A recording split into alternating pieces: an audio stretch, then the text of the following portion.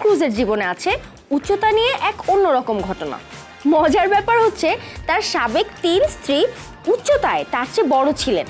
Nicole Kidman 5 foot 11 ইঞ্চি, Katie Holmes 5 foot 9 ইঞ্চি ও মিমি রোজার 5 foot 8.5 ইঞ্চি।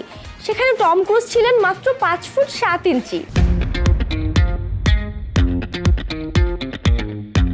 1987 সালে Tom cruise প্রথম বিয়ে করেন মিমি রজার্সকে। বয়সে মিমি ছিলেন টমের চেয়ে 7 বছরের বড়। সে সংসার টিকেনি বেশি দিন। বিয়ের মাত্র 2 বছর পরেই বিচ্ছেদ হয়ে যায় তাদের। সে বিচ্ছেদের সময় মিমির বয়স ছিল 33।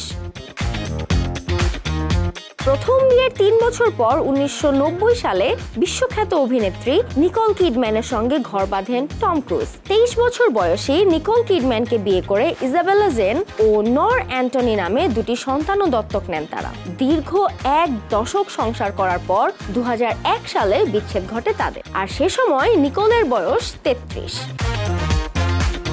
2006 সালে ইতালির একটি রাজপ্রাসাদে জাঁকজমকপূর্ণ অনুষ্ঠানের মাধ্যমে সুন্দরী অভিনেত্রী কেটি হোমসকে বিয়ে করেন টম ক্রুজ।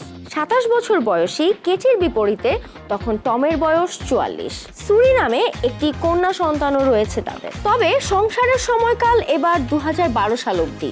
সে বছরের আগস্টে ডিভোর্স হয় তাদের। আর এই বিচ্ছেদের সময় কেটির বয়স সেই 33।